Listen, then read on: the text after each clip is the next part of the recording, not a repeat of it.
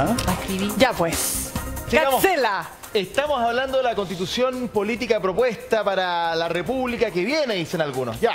Y estamos con Bárbara Rebolledo, con Patricio Fernández y queríamos revisar algunos pasajes de la franja que nos van a permitir entrar en el contenido, pero también dilucidar si lo que nos están diciendo en una o en otra es tan así en el texto o es lo que busca, comillas, el texto en el futuro. Revisemos inmediatamente un primer ejemplo para ustedes. Esto tiene que ver con la primera franja que vimos el día viernes. Dice lo siguiente: con la nueva constitución ningún corrupto va a poder llegar al poder y la colusión va a ser imposible. Esto fue parte de la franja del apruebo. Lo dicen ahí, justo, bueno, tenemos la fotito al lado, ¿no? Lo dicen en esta conversación, en una familia, actores que simulan estar en una discusión política. Pero bueno, es tan así, Patricio Fernández, que con la nueva constitución ningún corrupto llega al poder y la colusión es imposible. No, porque las constituciones no transforman por obra de magia la vida de los países, no transforman por obra de magia ni para bien ni para mal la vida de los países. Cuando alguien, por ejemplo, sostiene también que bajo esta constitución promoverá gobiernos autoritarios, etcétera, los dictadores en general aparecen con constituciones que llevan largo tiempo, las destruyen y hacen sus propias constituciones, por lo tanto, no son las constituciones las que generan. Ya, pero esta es parte de la franja del apruebo. Sí, tu opción. ¿Qué dirías de esto? Porque nos están diciendo que... ¿Qué diría de esto? Yo diría ¿Qué le dirías a los creadores de esto? Claro, que las constituciones orientan, o sea, son planes, proyectos, por una parte distribuyen el poder y por el otro generan proyectos políticos. Aquí hay una intención efectivamente en esta constitución de ponerle especial atención a la corrupción, de poner especial atención a los abusos y a la colusión. Claro. Es una atención que pone esta constitución que no ponía la constitución anterior,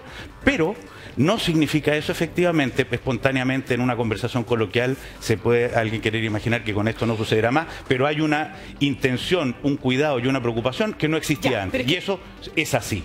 Es que, Patricio, muy importante lo que tú acabas de decir, porque nosotros con Francesco hicimos la pega, entonces nos fuimos al artículo 172, que dice que, claro, que no podrán optar a cargos públicos de elección popular, etcétera, personas que han sido condenadas por corrupción. Y después nos fuimos a otro artículo, que es el 182, que habla de la colusión, y donde efectivamente dice el Estado tiene que prevenir y sancionar los abusos de los mercados, las colusiones, etcétera. Pero de ahí a decir que nunca más, Bárbara, va a haber corrupción o va a haber colusión, es como decir que nunca más vamos a tener delincuencia. Y sabemos que eso de que, se les acabó la fiesta a los delincuentes, eso nunca fue. Entonces pregunto, ¿hay ahí alguna intención de, no sé, cómo lo ves tú?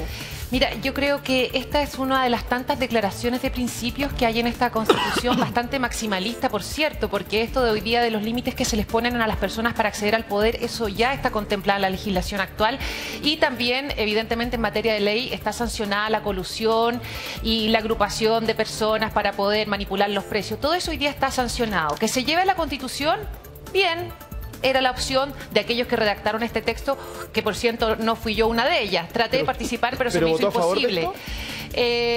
Con respecto a esas normativas voté a favor, evidentemente. Pero esto es un maximalismo por donde se le mire. Y por otro lado también es una declaración de principios que no tiene ningún asidero en la realidad. Porque en la práctica la colusión... No porque está en la Constitución se va a terminar. Si finalmente, si bien la Constitución es una ley supra, es mayoritaria y orienta, como dice Patricio, lo que no significa, como dice en la conversación coloquial que se planteó en la franja del apruebo, que con esto está terminado. O como cuando dicen que ahora las mujeres tenemos derecho a vivir en un ambiente libre de violencia, tanto al interior de los hogares como fuera. Es maravilloso que exista la intención, pero no porque se diga eso, porque se escriba en la Constitución, va a dejar de existir un hombre violento o agresivo, porque ya la ley prohíbe la violencia. Nada porque se diga en la Constitución va a dejar de suceder. Ni en esta, ni en ninguna que haya existido nunca en la historia humana. Pero lo que sí es que esta Constitución, y esa es de los grandes progresos que viene a proponer, incorpora, constitucionaliza, vuelve parte explícita del ciclo político que iniciamos determinadas preocupaciones que anteriormente no existían. ¿Como por ejemplo? Por ejemplo, los derechos sociales garantizados. No porque están los derechos sociales garantizados en una Constitución van a mejorar automáticamente, pero orienta como obligación al Estado algo distinto de la Constitución anterior. La Constitución anterior enfatizaba la posibilidad de elegir, porque era de elegir entre lo privado y lo público. Pero eso quiere la gente, Patricio, elegir entre lo privado y lo público. Esto no excluye la posibilidad de elegir, sino que lo que enfatiza es el convertir en derecho social garantizada determinadas cosas. Como educación, salud. Educación. Cuando tú dices, por ejemplo, en la salud, lo que dice la Constitución anterior y lo que le interesa mayormente a sectores más de derecha es la posibilidad de elegir entre la ISAPRE privada, FONASA, que algo de fantasía tiene, porque quien tiene más puede elegir, quien tiene menos no. ¿Qué enfatiza esta? No es que dice no podrás elegir salud privada, sino que lo que dice es: para el Estado de Chile se vuelve una obligación proveer salud, garantizar salud. No necesariamente desde el Estado, puede ser en arreglo con los privados, todo esto lo determinará la ley. Pero el Estado asume la responsabilidad de ser el garante de que tú esa salud la tengas. Ya, pero Bárbara, ahí hay consenso. ¿Sabes por qué te pregunto? Porque ustedes formaron parte de la Comisión de Derechos Fundamentales, ¿no? Sí. Y yo he escuchado desde Javier Macaya, presidente de la UDI, pasando por Chaguán, de Renovación Nacional, decir que si hay algo, si es que gana el rechazo, si hay algo que ellos quieren instalar, es el Estado social. O sea, Chile es un Estado democrático y social de derecho. ¿Tú estás de acuerdo con eso? 100% de acuerdo con eso, con que se consagre un Estado social de derecho. Yo voté en contra de esa norma porque tal como está en el capítulo... ¿Del derecho a la salud? No, en el que fuéramos un Estado social de derecho, lo digo y lo aclaro en pos de la honestidad, ¿no? Porque incluía la palabra plurinacionalidad. Y es tal como está hoy día, que somos un Estado plurinacional, regional, qué sé yo. Entonces, y Estado social de derecho. Yo estoy de acuerdo con eso y sin duda es un llamado más efectivo al Estado para que se responsabilice y se haga aún más parte. Pero creo que, a diferencia de lo que plantea Pato acá, que la posibilidad de elegir es algo que queda absolutamente poco claro en esta Constitución. Esta Constitución no cumple con un rol que forma parte de los mandatos constitucionales a nivel mundial, que es el dar certeza y dar claridad. Acá nos llenamos de incertidumbre, porque en materia de salud habla de un sistema de salud universal, un sistema que podrá integrar a los privados. Pero para eso tenemos que ver si los privados adscriben a los fines y principios ya consagrados en esta Constitución.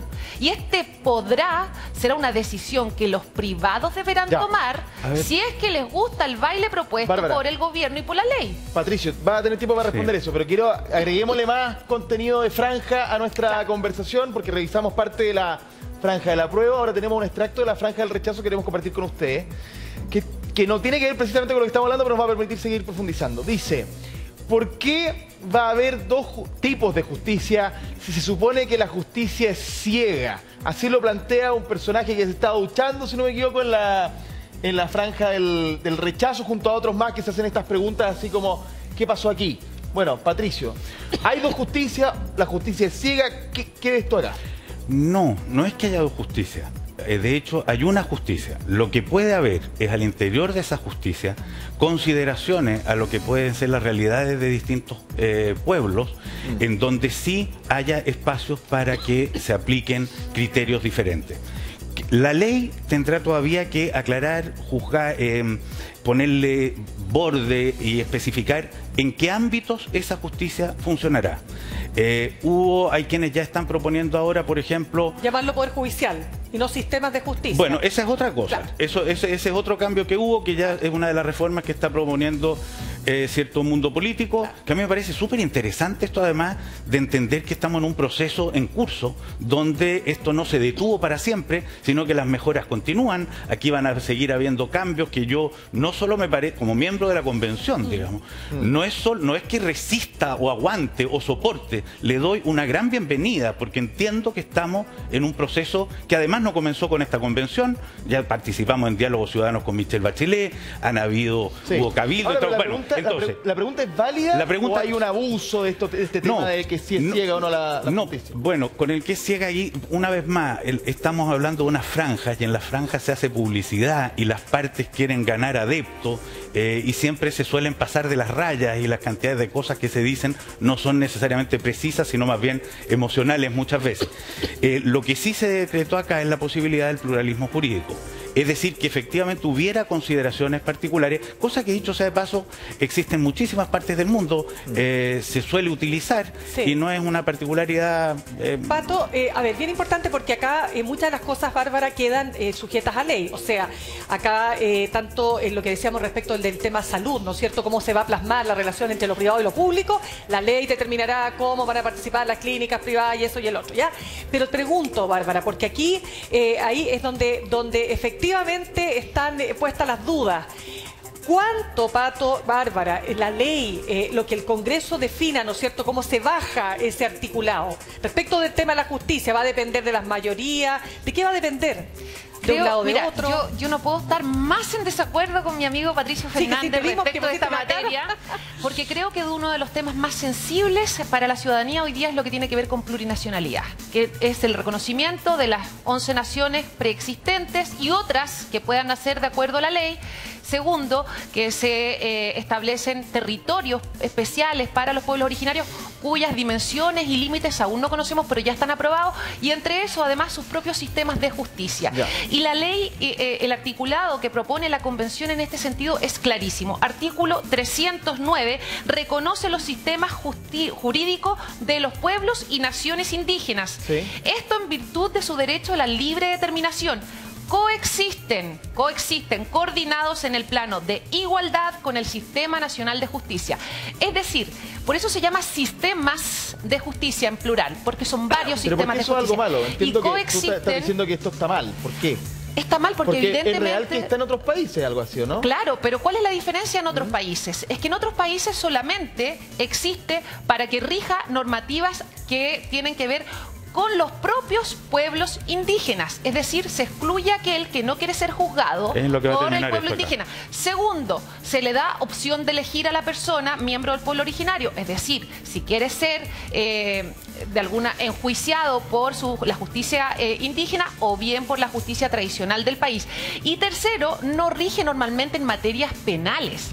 Tres temáticas fueron excluidas en esta convención. Entonces, el legislador, que era la pregunta que tú me hacías, Mirna, el legislador va a tener que, el Congreso el día de mañana, darse cuenta que no puede hacer leyes para el sistema chileno, por decirlo de alguna manera, que esté por sobre el sistema de los pueblos. Pero el Congreso va a excluir lo penal, ¿o no?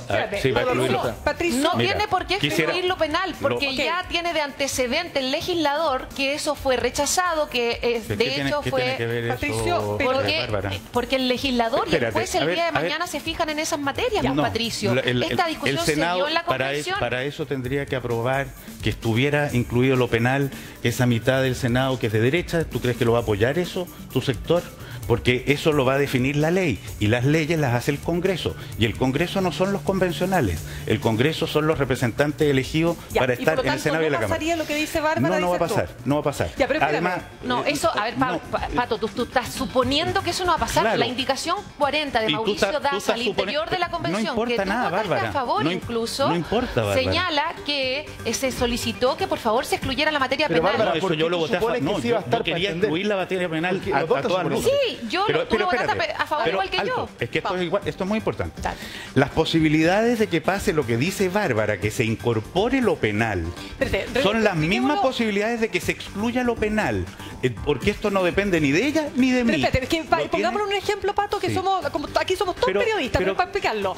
Es que ¿cuál es el gran tema que dice el sector que dice que esto es delicado? Si se produce, por ejemplo, la quema de una casa en la Araucanía, y se determina que personas de la etnia mapuche, perdón, del pueblo originario mapuche, participaron de esa quema de esa casa, y se determina qué va a pasar ahí, qué justicia va a operar, la justicia indígena, la justicia ordinaria. Entonces tú lo que estás diciendo... Mientras no se establezca por la ley que defina las competencias de esas justicias, lo que dice aquí la Constitución no opera.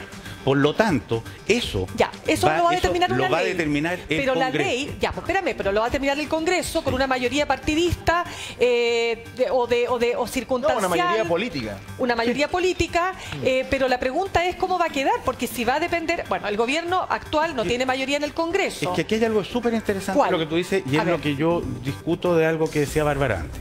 Vamos. Yo diría que la convención y la propuesta constitucional es bastante maximalista en la cantidad de temas que abordó, pero no es maximalista en hasta dónde llegó en cada tema.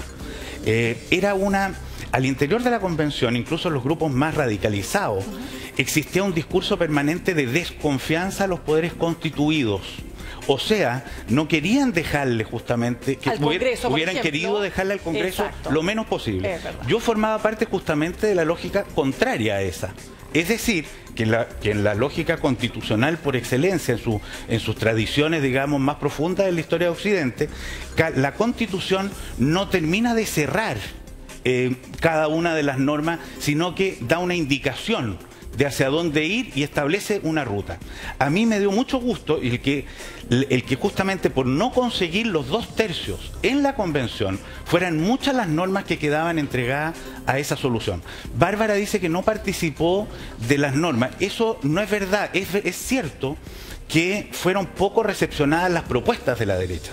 Poquísimo, cosa que lamento a su vez, porque creo que habríamos avanzado más fluidamente, pero las condiciones en que la convención fue elegida no fue en un país en paz, fue en un país muy conflictuado, que está más pacificado ahora que cuando empezamos, dicho sea de paso. Pero ¿en qué se participó? Fueron cinceladas, o sea, la participación de la derecha, de los grupos más moderados, en fin, impidió muchas veces que esas normas llegaran lo lejos y hubieran cercado de una manera, especificado la realización de muchas cosas como otros hubieran querido. Por eso yo creo que cuando una norma termina entregada a la ley, lo veo con muy buenos ojos, lo veo como algo que ahora invita a la democracia en todo su funcionamiento, Patricio, a completar ese proyecto. No podemos olvidar que la Constitución y la normativa constitucional es de la cual se desprenderá la ley. Y eso por eso porque te apruebo, porque esto es lo que a mí me gusta de esta Constitución. Aquí se habla claramente de que son dos sistemas de justicia. Son sistemas de justicia que van a coexistir en un plano de igualdad. Por lo tanto, la justicia chilena no puede estar por sobre tampoco en materia penal. No puede decir, en materia penal yo voy a decidir juzgar entonces a los pueblos originarios. Está equivocada, Bárbara. No, porque al decir que coexisten, esa es una interpretación que han hecho muchos constitucionalistas. La Corte Suprema es la que une todo el sistema de justicia. El artículo 329 dice que la Corte Suprema va a tener que dirimir cuando no hayan... Sí, pero es importante que leas el artículo completo, porque termina de decir que en una sala especializada que será la encargada de resolver los temas en materias, resolver las materias indígenas. Pero y esa sala va ¿o no? Siempre se define en una sala, en la Corte Suprema. Exactamente, ¿y por quién va a estar integrada la sala? Por jueces de la Corte Suprema. Por jueces. Por personas que tengan idoneidad y competencia en materia de... Por eso ahí está todo explicado. Acá te lo leo, dice, la Corte Suprema conocerá y resolverá las impugnaciones deducidas en contra de las decisiones de la jurisdicción indígena. Lo hará en sala especializada y asistida por una consejería técnica integrada por expertos en su cultura y derecho propio de la forma que establezca la ley. Correcto. A ver, explícalo, es fácil. Pero te digo más, Adolfo Millabur, convencional mapuche en la convención, ha explicado que por supuesto que como en la mayoría de los lugares, en todos entiendo, donde existe pluralismo jurídico, los temas penales no serán parte de esto, sino que se irán acotando en qué consisten.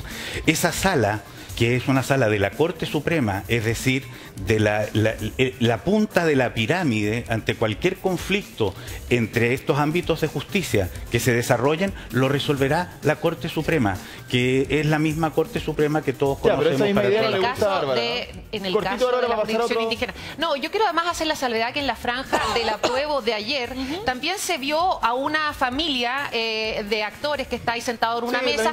La misma familia de actores, incluso ellos dicen, oye, pero va a haber una justicia especial para los pueblos originarios. Y va una niña que está como atendiendo la mesa y dice que estudia Derecho y que en el artículo 322 de la Constitución dice clarísimo de que en materia penal serán excluidos y da el ejemplo de una violación o un homicidio. Eso es absolutamente una fake news de parte de la propuesta que hace el apruebo en su franja.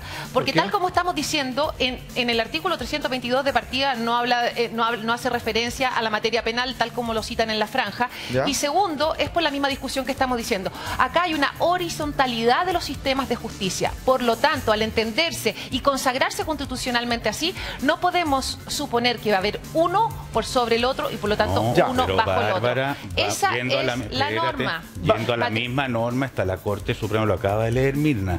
Habiendo conflicto, decide la Corte Suprema. Y cuáles sean las atribuciones de una y otra justicia, así como de las autonomías, de los autogobiernos, Patricio, etcétera, es algo que se va a terminar definiendo por ley. Tenemos que hacer un pequeño alto, pero miren, los quiero invitar a que revisemos un último extracto, o sea, otro extracto de la franja del rechazo. Sí, que dice lo siguiente: si la vivienda que le da el Estado no puede ser tuya, murió el sueño de la casa propia. Hay declaraciones en torno a algo similar por parte del presidente de la República en Puerto Montt, las vamos a revisar también, vamos a discutir esto y más con nuestros panelistas invitados, pero vamos a hacer un corte y volvemos con Tu Día inmediatamente. Fue parte de la franja del rechazo, lo habíamos dicho. Vamos a esperar efectivamente que ustedes nos digan si es verdad o no, qué pasó aquí. Pero antes, escuchemos al presidente de la República. Ya, pues a ver qué dijo. ¿Qué dijo el presidente en Puerto Montt? Hay quienes han dicho, de manera, desde mi perspectiva, abiertamente tergiversando el texto de que las viviendas no serían heredables. Eso es absolutamente falso. La propiedad respecto a las viviendas y la propiedad se mantiene. Y el estatuto de respeto a la propiedad privada es algo que se mantiene en el proyecto de nueva Constitución y por lo tanto me parece bien que en eso no quepa ninguna duda. Por ejemplo, la inexpropiabilidad de los fondos. Eso también está absolutamente garantizado. Bárbara Rebolledo. Ya, varias cosas. Me encanta haber escuchado ahí a nuestro presidente. Él hace la precisión y dice inexpropiabilidad de los fondos. Obvio que no se pueden expropiar los fondos porque la expropiación implica un pago. Es distinta a la apropiación de fondos, que sería lo complejo. Porque si yo te expropio 1.000 pesos, el justo precio de 1.000 pesos son 1.000 pesos. Así que aquí no se habla de expropiación, no, por lo menos yo nunca lo planteé al interior de la convención, sino que hablé de apropiación por parte del Estado, que sería lo complejo. Segundo, habla del derecho a la propiedad en general. Pero lo dice la Constitución, porque ni la actual, ni el borrador, hasta donde yo sé, dice que se pueden expropiar los fondos de pensión. No dice. Por eso Exacto. te digo, él hace una alusión a la inexpropiabilidad y eso No, tampoco... era por la... Ya, pero entremos en ese detalle de las pensiones después. Es que vamos a la vivienda, que es el tema que Es que más ha ganado. él lo linkea, el presidente en su tesis ahí lo mezcla con el derecho a la propiedad. Si tú tienes tu casa, Mirna, hasta el día de hoy, tu casa va a ser tu casa y seguirá siendo tu casa. Esta Constitución no pone en duda tu derecho a la propiedad. Eso que la gente le queda absolutamente claro. Distinta es la propiedad que pueda estar en un espacio que el día de mañana tenga que ser restituida a los pueblos originarios. Recuerden que para eso es la expropiación una de las medidas que se utilizarían para hacer esta reparación que tenemos que hacer a los pueblos originarios. Que la franja dice del rechazo: si la vivienda que le da el Estado no puede ser tuya, murió el social. Está hablando de las viviendas sociales. Exacto. Ya. Y ahí dice clarito que le da al Estado. Entonces, hice la salvedad con respecto a tu propiedad y tu casa actual, que me imagino que no te la dio el Estado, sino que aquí estamos pensando en aquellos que hoy día están postulando un subsidio. Y es ahí donde nosotros en la convención estábamos 100% de acuerdo con lo que dice el artículo 51, inciso primero. Toda persona tiene derecho a una vivienda digna. Maravilloso, señora, señor. Nosotros pedíamos que después la palabra digna dijera propia, y ahí dice después adecuada y que permite el libre desarrollo de una vida personal, familiar y comunitaria. 14 veces se rechazó la indicación y la solicitud que también presenté de que se pusiera la palabra propia.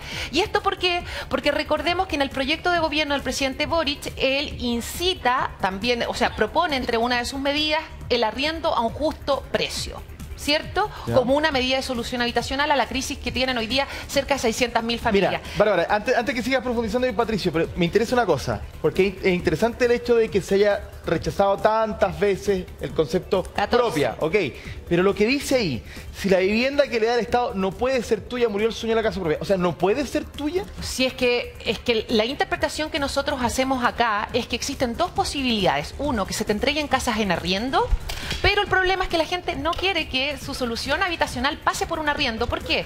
Porque el arriendo de partida, tú no puedes heredar una casa en arriendo porque no te pertenece. Segundo, tú no puedes arreglar, enchular la casita, Ya, ponerle un toldo. Digamos que es mentira nomás y le ayudamos a la gente a entender. Y tercero, también otra cosa que no se puede hacer con una casa en arriendo. Si a ti se te produce un defecto, te falla una cañería, ¿quién vaya a partir a alegarle? ¿Al ministro de entonces Vivienda, al no alcalde? es cierta la frase. No. No, po. La Constitución, porque la Constitución no dice aquello, no o es sí. cierto. No, A ver, la Constitución Patricio. no dice que la casa no será tuya. Lo que Exacto. pasa es que tampoco dice que lo será.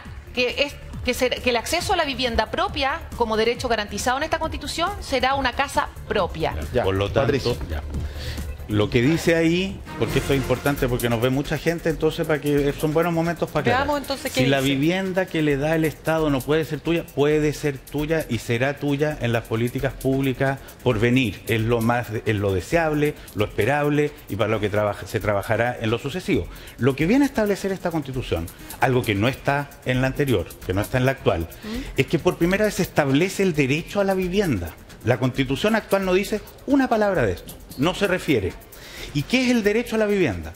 El derecho a la vivienda es, por cierto, y prioritariamente el que tú tengas tu vivienda propia, pero es todavía más urgentemente el que no haya quien no tenga un techo sobre el cual protegerse. Si en el paso, antes de tener una vivienda propia, para proteger a una familia, es necesario que esté en un espacio en que se arrienda o en unos de acogida, como también establece acá para mujeres que sufran violencia, por ejemplo, intrafamiliar, u otros, lo que acá se está diciendo es hay una obligación Pato, prioritaria entonces, de Estado, que es esa. No porque no se haya puesto propia significa que no va a ser propia. Eso es lo que tú estás diciendo. Absolutamente no.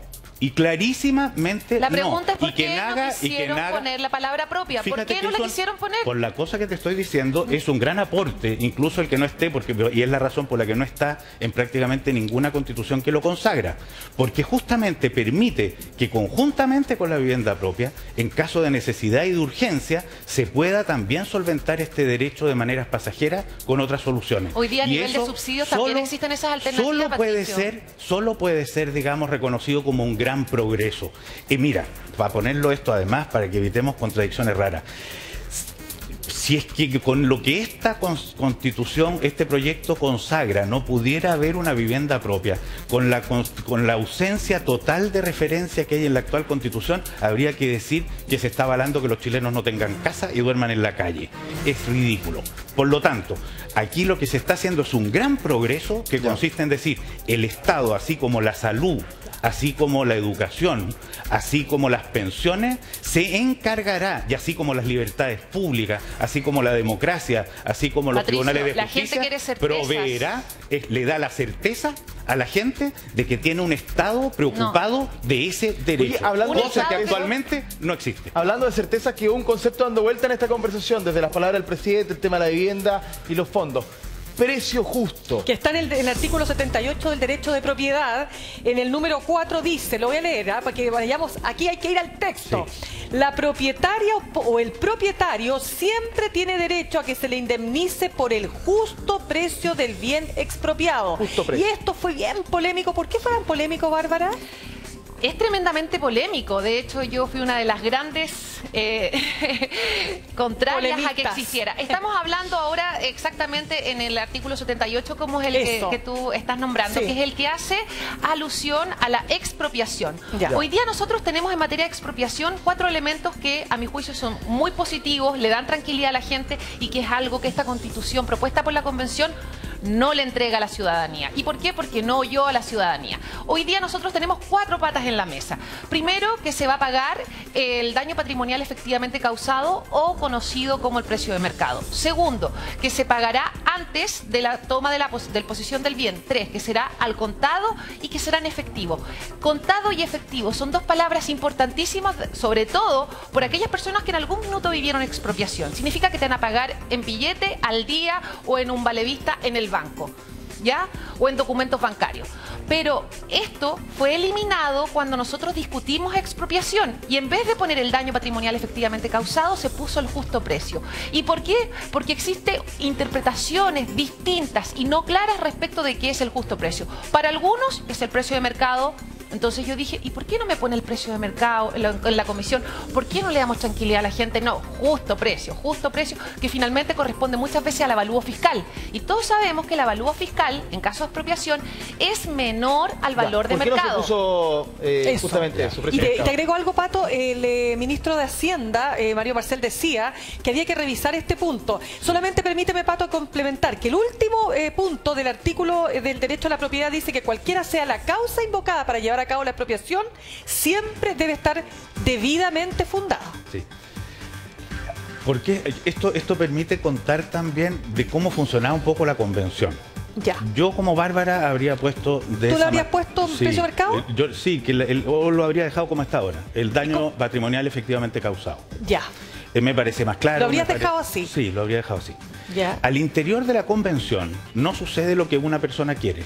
No sucede lo que un grupo quiere. Sucede lo que se puede acordar.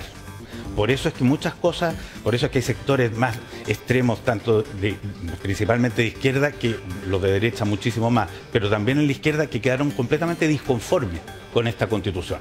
Hay algunos incluso que hablaban de rechazar. Porque hubieran querido algunos también que efectivamente se pudiera expropiar a trocha y mocha.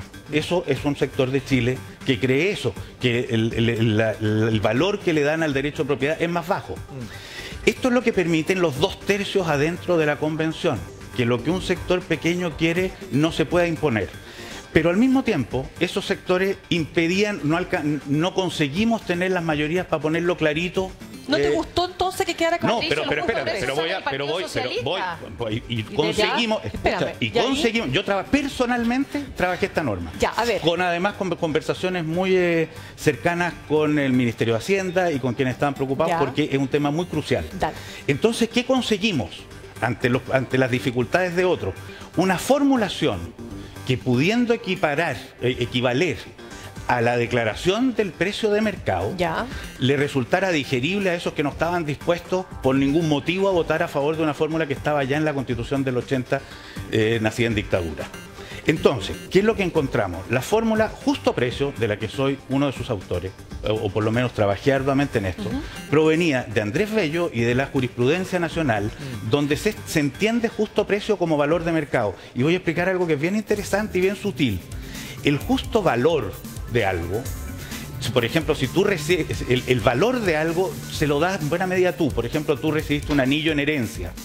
Ese anillo te lo regaló tu mamá. Para ti el valor de ese anillo, el justo valor de ese anillo puede ser infinito. Claro. El precio es algo que se acuerda entre las partes. Es un acuerdo de mercado. Sí. No es lo mismo el valor que el precio. Patricio, estamos hablando de expropiación para restituirle a los pueblos originarios. No es para expropiación para restituirle a los pueblos originarios. Para entender, cuando dice la jurisprudencia, significa que el Estado ha ido resolviendo en la historia de los fallos existentes en Chile a propósito de este tema, se ha fallado a favor de el significado de justo precio como valor de mercado. Pero mira, hagamos la salvedad. Segundo, no es el tema, la norma de expropiación no es una norma hecha para la recuperación de tierras para los pueblos indígenas. Es una norma que podría ser pertinente en eso, porque cuando se habla de territorios, de las tierras y territorios y la reparación, se habla como opción preferente de reparación la restitución de tierras. Esa restitución de tierras, que en el norte de Chile es básicamente con tierras del Estado, hay zonas, especialmente el sur, donde mucha parte de esa... Será una comisión la que establecerá eso, que va a estar integrada además por los 11 pueblos originarios. Déjame terminar el relato de algo, si no me interesa ganarte la cosa, me interesa contarle a la gente cómo es esto, para que lo sepa. En el sur, en cambio, muchas de esas tierras que podrían ser restituidas o no, porque los mecanismos de reparación no son solo las tierras, son privadas, y en ese caso podría tener que aplicarse la expropiación. Si se aplica, y esta fue la razón por la que conseguimos el apoyo de los pueblos originarios al interior de la discusión constituyente para apoyar esta esta norma de expropiación que le era muy hostil a muchos de ellos, los sectores más de izquierda. Con este concepto del justo precio. Del justo precio. Bárbara, ¿por qué no? A ver, yo perdona, y si se puede, Patricio... yo solo quiero cerrar una cosa. Y si esto no resulta del todo claro y resulta confuso, reformémoslo. Estupendo, mejor. Y Sí, si se genera un acuerdo político para eso, que tenemos las mayorías claramente, hagámoslo. No importa no, si Guillermo Teller diga que él considera que en realidad no... Si él no se hay mucho suma que a cambiar. eso, en el Senado están las mayorías, en la Cámara hay que ver, porque el presidente de la República ha manifestado su intención también de instar incluso al mundo político a hacerlo. Sí. Y si podemos además ratificar esas mejoras que hagamos en lo sucesivo, con un plebiscito, mejor que mejor, porque vamos a mantener la legitimidad y la participación ciudadana en este proceso que sigue adelante. Yo difiero, o sea, a ver, le encuentro la razón a Patricio que finalmente estábamos a punto de quedar sin ninguna normativa de compensación, es decir, ni justo precio, ni avalúo fiscal, ni precio de mercado, no estábamos quedando con nada. Así que el precio justo nace del Partido Socialista y en particular lo trabajó mucho Patricio, eso es cierto. Ahora, esto de la interpretación que hace la justicia es muy escasa. Porque como en la Constitución actual dice daño patrimonial efectivamente causado, si es que hay alguien que no ha quedado de acuerdo con el dinero pactado producto de la expropiación, se ha ido a un tribunal y se ha regido por el daño patrimonial efectivamente causado. Entonces, la legislación del justo precio aquí es escasa, antiguísima y por lo tanto, Bárbara, si tenemos que medir si tenemos que medir jurisprudencia, nos tendríamos que regir entonces por la justicia, el valor de mercado. Mira el último inciso de ese artículo. ¿Por qué creo que es tan importante lo que ocurre en materia de expropiación? Cuando yo les pedí en numerosas oportunidades a los pueblos originarios que por favor nos acotaran los territorios para saber cuánta debía ser esta devolución de tierras, ¿ya? Cri, nadie te decía cuáles eran los territorios. Segundo, es por eso que querían que quedara muy frágil la ley de expropiación, con pocas atribuciones para aquel que era dueño de la propiedad, porque en la práctica hay que hacer, y es lo que te decían en pasillo, no, Bárbara, ¿cómo va a poner el justo tú dices precio? que esto está hecho para eso. Exacto. Al revés. En los pasillos las conversaciones eran, Bárbara, ¿cómo vamos a poner precio de mercado? Vamos a poner pago al contado, pago en efectivo, si lo que tenemos que hacer es ponernos a devolver tierra a los pueblos originarios. Es más, si tú lees la norma y te invito a revisar el artículo 78, dice en el inciso 3, dice, ninguna persona puede ser privada de su propiedad. Perfecto. Sino en virtud de una ley que autorice la expropiación por causa de utilidad pública o interés general declarado por el legislador. Tú te vas a propiedad indígena y buscas en el fondo cuáles son las causales de restitución de las tierras y sale exactamente que las razones por las cuales se le puede retribuir las tierras son en el caso de utilidad pública o interés general declarado por el legislador. Es decir, se establece un link entre la norma de expropiación y la de restitución de la propiedad indígena específicamente en esta Constitución. Así que lo puedes revisar. Aquí lo que no hay es claridad. ¿Por qué si tenemos una buena norma de expropiación que hoy día funciona, que le da a la gente paz, tranquilidad? Y no estamos hablando solo en el caso de la restitución de las tierras indígenas, sino que también para hacer un bypass, para ensanchar una calle. Ahora, no sé si le da paz y tranquilidad, porque en general genera problemas también en los tribunales de justicia el tema de la exploración. No es que es una cosa tan linda y tan...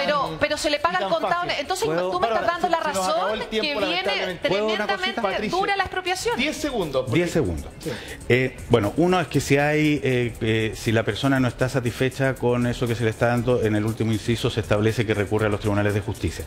Dicho lo anterior, lo fundamental del cambio constitucional, que es la razón por la que uno vota apruebo, es porque estamos haciendo un giro en la manera de entender la política, estableciendo una relación nueva con lo ecológico, la paridad, una desconcentración del poder territorial, estamos estableciendo el Estado social de derecho y estamos reconociendo la diversidad cultural. Si hay mejoras que hacer en esto, hagámosla. Hemos avanzado ya en un gran diálogo y hagámosla. Pero la historia de estas normas es más compleja. El mundo indígena cedió en cosas que no quería para conseguir también... Necesitamos del veto indígena para poder, el veto que tienen los pueblos originarios para hacer esos cambios. No es verdad. Me parece fantástico. Eso una vez más un fake. No, necesitamos, existen dos interpretaciones de la norma, Patricio, del distrito articulado. Los abogados están una bastante... circunscrita al territorio y otra... De nuevo.